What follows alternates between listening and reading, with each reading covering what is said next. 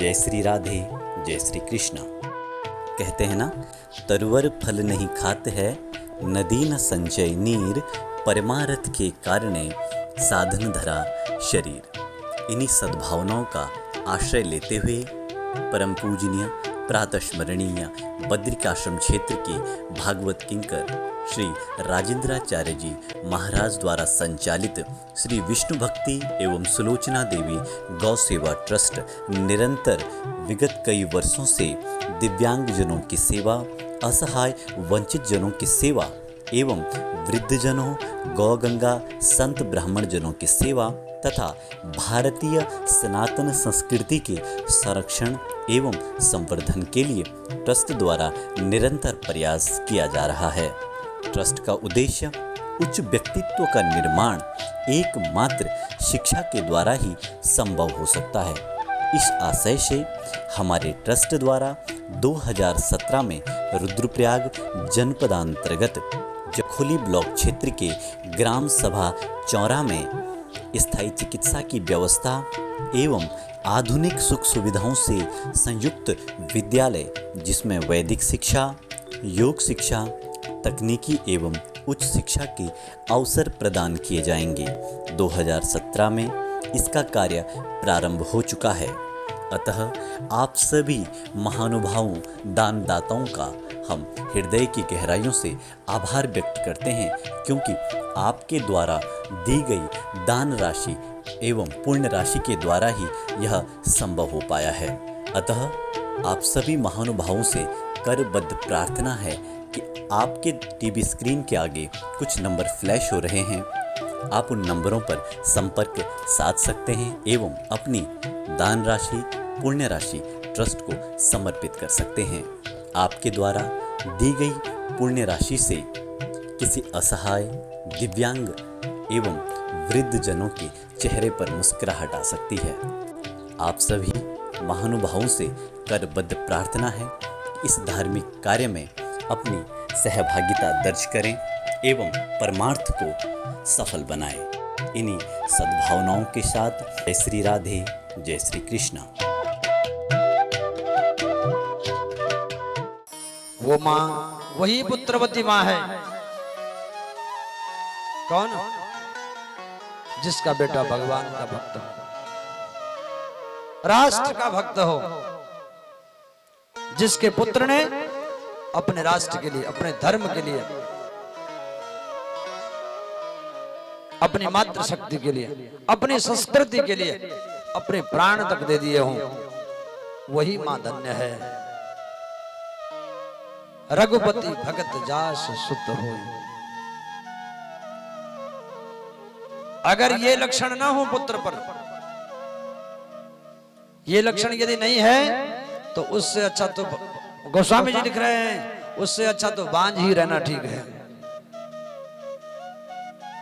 यदि राष्ट्र की भक्ति ना हो, संस्कृति का रखवाला ना हो, अपने मातृ पितृ का सेवक ना हो, धर्म की रक्षा के लिए हमेशा आगे ना रहता हो, वो मां पुत्रवती नहीं है। लेकिन आपने, आपके तीनों ही पुत्र बहुत ही भाग्यशाली हैं, माता पिता दोनों, जिन्होंने ऐसे सत्पुत्रों को संस्कार दिए हैं। ये संस्कार के ही कारण आज ये ऐसा समय अवसर आता है, बिना संस्कारों के नहीं आता है।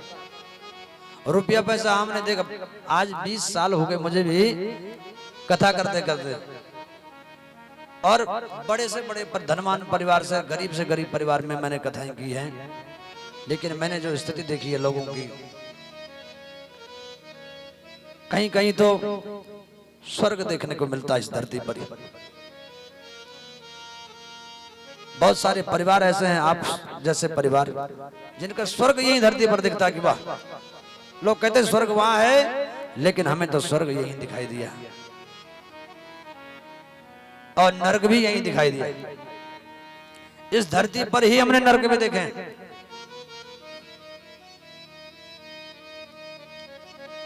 बड़े विचित्र विचित्र लोगों को हम लोग इतने वर्षों से मिलते आए हैं,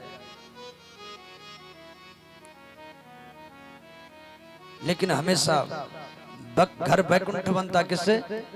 संतान से, सतपुत्रों से, संस्कृत से, संस्कारों से।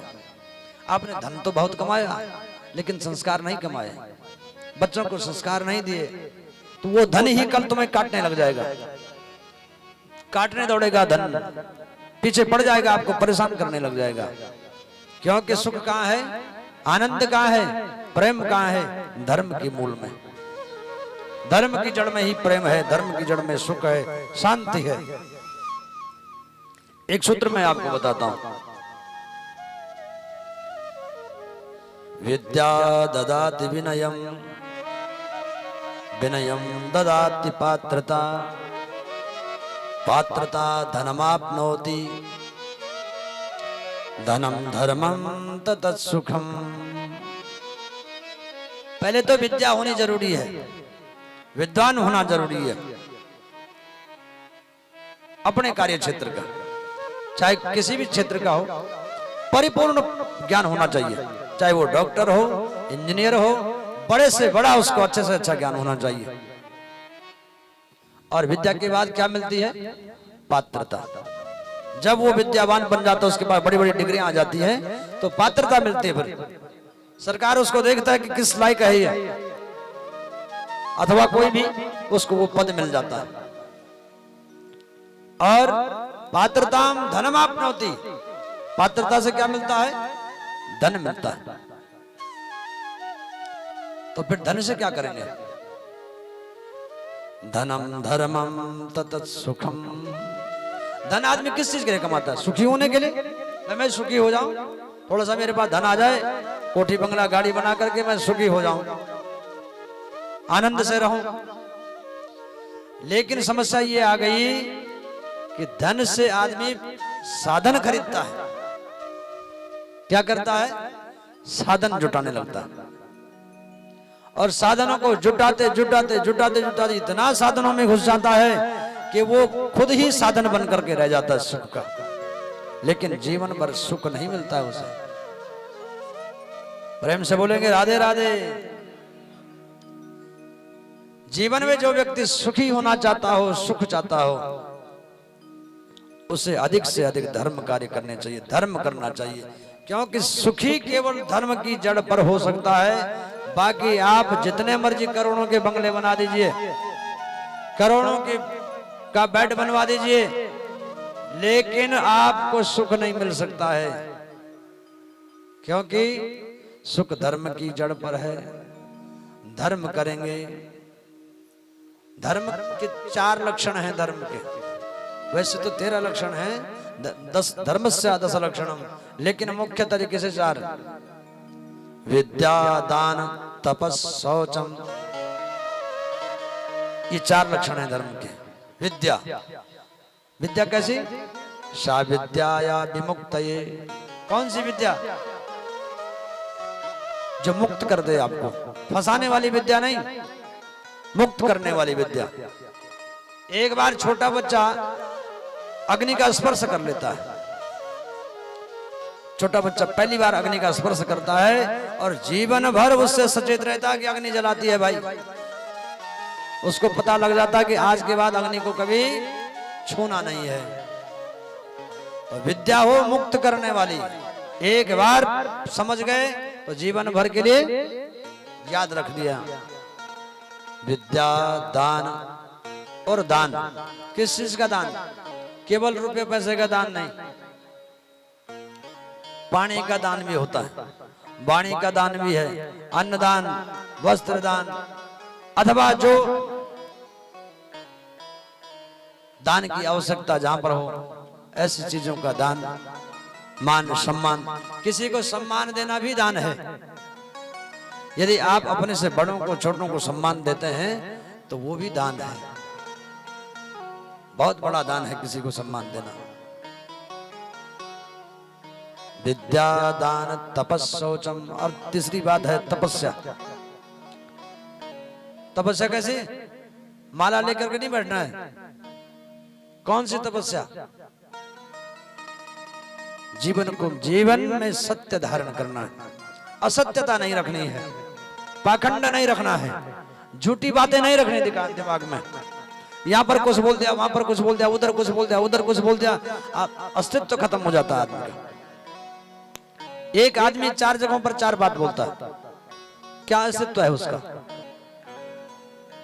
सबसे बड़ी तपस्या है कि जो आपने जो बोला है उस बात पर कायम रहिए। एक बात रखिए, बस एक विचार, एक बात, ये सबसे बड़ी तपस्या है। झूठी बातें नहीं, किसी को फंसाने वाली बातें नहीं, स्पष्ट जीवन जिए। विद्या दान तपस शौचम, और चौथी चीज है शौच, यानी पवित्रता। अंदर बाहर दोनों तरफ पवित्रता होनी चाहिए। ये धर्म के 4 लक्षण पहले हैं। जिसमें ये लक्षण है, समझ लो वो पहली क्लास में पास हो गया। आगे तब 10 बताऊंगा मैं आपको, कल की कथा में आएंगे 10 लक्षण। जो दक्ष राजा की 13 पुत्रियां धर्म को ब्याही गई थी, वो उसका वर्णन कल होगा। लेकिन 4 जो विद्या दान तपस्या और पवित्रता, ये धर्म के 4 चरण हैं। इनको कंठस्थ कर दीजिए और ये जीवन में होने चाहिए। जिसके जीवन में ये 4 चीजें हैं, वो व्यक्ति स्त्री हो या पुरुष हो, कभी दुखी नहीं रह सकता, कभी उसका मुख मलान नहीं हो सकता, चिंता में नहीं हो सकता है, हमेशा आनंद ही आनंद रहेगा। धन कमाओ, धन से धर्म कीजिए। सुखी होने के लिए धर्म करना अति आवश्यक है। जो लोग धर्म नहीं करते हैं, मैंने उनको देखा है, बड़ी बड़ी जिनकी मल्टीनेशनल कंपनियां हैं, और उनके घर की स्थिति आप देखेंगे तो बड़े लोग तो बताते नहीं हैं अपनी परिस्थितियों को, लेकिन पता लग जाता है कि क्या स्थिति है घर की। और तो नहीं बताएंगे, लेकिन माता लोग होते ना, तो वो चुपके से आ जाती हैं, घर में ये परेशानियां, बाबा क्या करें। एक बार कहीं भागवत की कथा हो रही, तो गुड़गांव की बात है। तो हम लोग जब पहले दिन पहुंचे,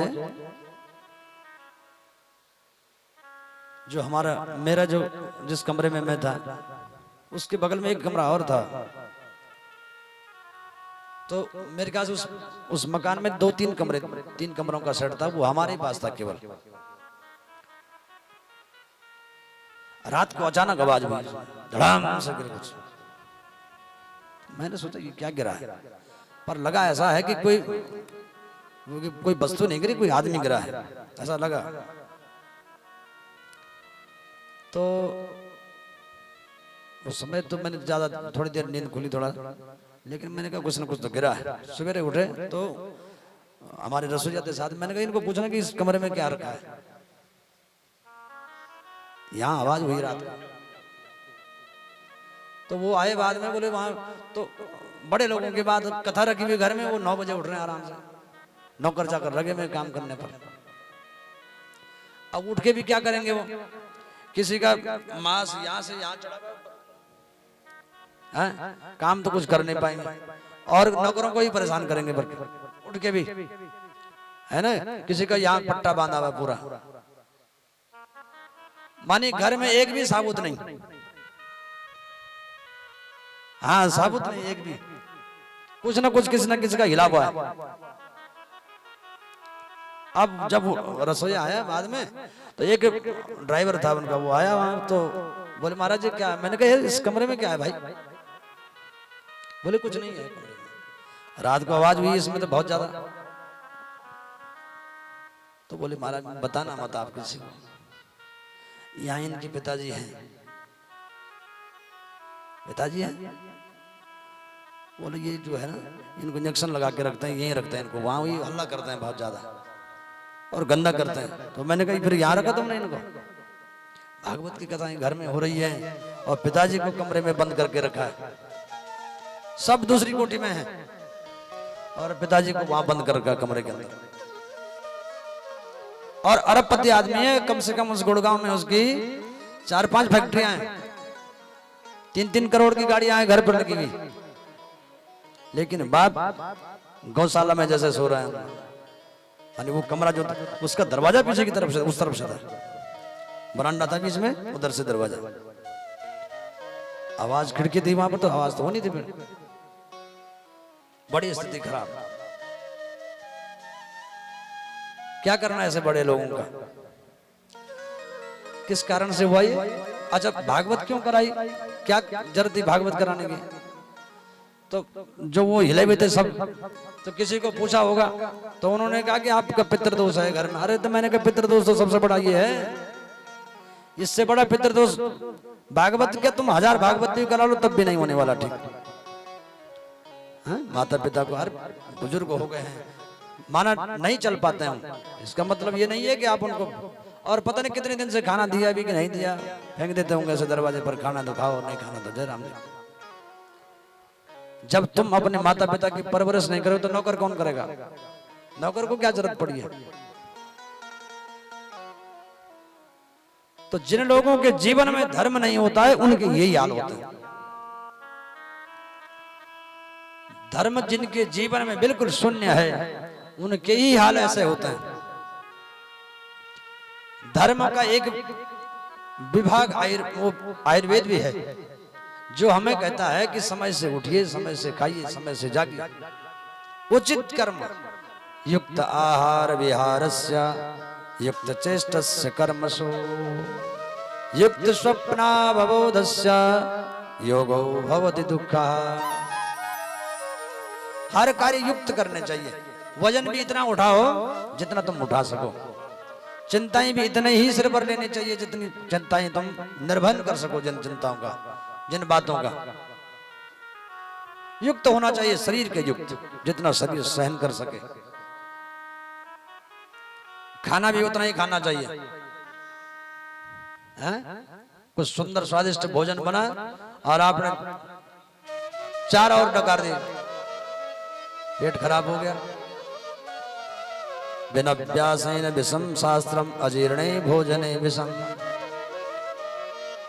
जब हम जरूरत से ज्यादा किसी चीज को खाते हैं तो वही विष बन जाती है। भोजन ही हमारा विष बन जाता, जहर बन जाता अंदर से, जिसको हम लोग कहते हैं अंग्रेजी में फूड पॉइजन। खाना जो खाए, जीवन निर्वहन के लिए जो खाना खाते थे वही जहर बन गया, विष बन गया। किस कारण से? ज्यादा खाने से। तो जब 2 रोटी इतनी भारी हो सकती है तो बिना धन के, बिना धर्म के धन रखना कितना भारी हो सकता है। धन को पवित्र करने के लिए जिस प्रकार से कुआं होता है, कुएं का पानी बार बार निकालते हैं तो उसको मीठा पानी होता है, बहुत सुंदर मीठा जल होता है कुएं का। लेकिन अगर 10 दिन तक उस पानी को नहीं निकाला तो न तो वो जल बढ़ेगा, बल्कि वो जो जल है उसमें वो भी सड़ जाएगा, खराब हो जाएगा, कीड़े पड़ जाएंगे उसमें। धन की भी 3 गतियां बताई गई है। पहला धन की गति है उपयोग करना, सदुपयोग कीजिए धन का, सबसे पहले गति है। दूसरा है सत्कर्म, अपने हाथ से दान पुण्य दक्षिणा जो कुछ करना कर लीजिए। जो बनवाना, कहीं प्याऊ बनाना, धर्मशाला बनानी, कोई अनाथों का डेरा बनाना, बनवा दीजिए। अगर आपने 2 काम नहीं किए, पहला नंबर धर्म का, दूसरा नंबर उपभोग का, और यदि ये काम भी नहीं हुआ तो तीसरा नंबर होता है नाश का। तीसरा नंबर धन का नाश अपने आप ही हो जाता है। कैसे? जैसे बांस का बगीचा होता है, अपने आप बढ़ता है और अपने आप ही बांस के बगीचे में आग लग जाती है। कोई नहीं लगाता बांस के बगीचे में आग, बांस आपस में घिसते हैं अपने आप और उनमें ही आग पैदा हो जाती है और उसी से बांस खत्म हो जाता है। ऐसे ही बिना धर्म के हम धनवान बने, वो हमें ही जला देता है, पूरा परिवार ही समाप्त हो जाता है और जीवन भर न तो सुख मिल पाता है। ये भागवत रूपी भागीरथी इस द्वार पर पहुंची, सुकृतों के कारण पहुंची। धन भी आवश्यक है धर्म के लिए, धन कमाना बहुत जरूरी है भाई, बिना धन के तो धर्म होता नहीं। बड़े बड़े यज्ञ अनुष्ठान कब होंगे? जब धन होगा तभी तो होगा। खूब धन कमाइए लेकिन धर्म का ध्यान रखिए। सुखी होने के लिए धर्म कमाना अति आवश्यक है। अपने बच्चों को रामायण, रामचरितमानस, भागवत तो नहीं पढ़ सकते क्योंकि संस्कृत में लिखी है, लेकिन रामचरितमानस पढ़ सकते हैं। एक एक यदि आप एक एक चौपाइयां भी पढ़ाओगे तो देखना एक समय ऐसा आएगा। महापुरुष कहा करते हैं कि जीवन में राम नाम जपने से राम आए ना आए कोई जरूरी नहीं है, लेकिन एक विचित्र घटना घटती है हमारे जीवन में। हम जिस चीज का अध्ययन करते हैं, भगवान का नाम स्मरण करते हैं, रामायण आप पढ़ोगे तो रामायण पढ़ते पढ़ते पढ़ते पढ़ते राम नाम जपने लग जाएंगे। राम नाम जपते जपते भगवान न भी मिले कोई बात नहीं है, लेकिन ऐसी घटना घटती है कि हम स्वयं राम बन जाते हैं। हमारा चरित्र राम जैसा सदृश हो जाता है राम नाम जपने से। ये ऐसा परिवर्तन अपने आप ही जीवन में आता रहता है। इसलिए धर्म बहुत आवश्यक है। बच्चों को पढ़ाइए थोड़ी थोड़ी, अपने त्योहारों की जानकारी अपने बच्चों को दीजिए। कौन सा त्योहार है बेटा, ये क्यों मनाया जाता है, अपने बच्चों से पूछिए दिवाली क्यों मनाते हैं। माँ बापों को ही पता नहीं होगा दिवाली क्यों मनाते हैं। बहुत सारे तो शराबी इंतजार करते रहते हैं दिवाली का, जो ताश वाले क्या कहते हैं, जुआ। दिवाली के दिन जुआ, लोगों को लगता है कि दिवाली को जुआ खेलने के लिए दिवाली होती है। हे भगवान, दशहरा क्यों मनाते हैं नहीं मालूम, मकर संक्रांति क्या है नहीं मालूम, बैसाखी क्यों मनाते हैं मालूम नहीं, शिवरात्रि क्यों मनाते हैं नहीं मालूम, कुछ भी मालूम नहीं है। धर्म का ध मालूम नहीं है। ये किसकी कमी है, हमारी कमी है। हम अपने बच्चों को पैसे ज्यादा हो गए तो इंग्लिश मीडियम स्कूल में भेज दें, भेजिए अच्छी बात है, लेकिन संस्कार अपने दीजिए। पहले माँ से मम्मी पे आए, अब मोम बनने लग गए हैं। मोम, अब मोम बनने तो मोम जैसी है भी नहीं मम्मी, वो तो बिल्कुल सुखी है?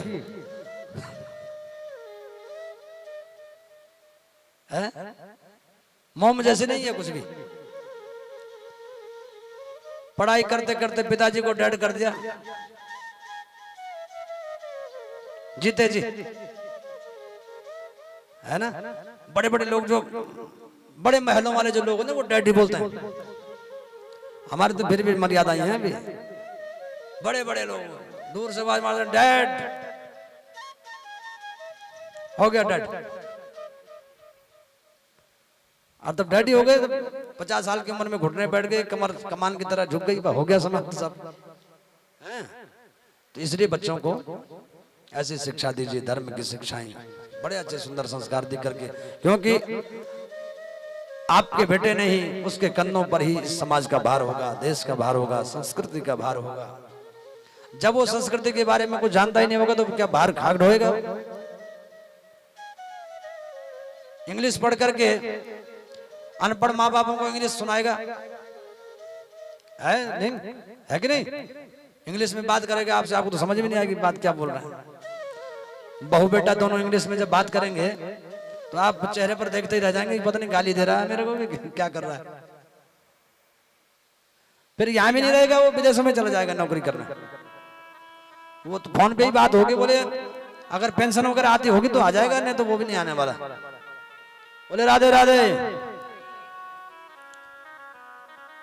तो माता जी बहुत बड़े भाग्यशाली हैं जिन्होंने ऐसे सत्पुत्रों को प्राप्त किया है, और पुत्र भी धन्य हो गए, कृतार्थ हो गए। सारे पितृ देवता इत्यादि सब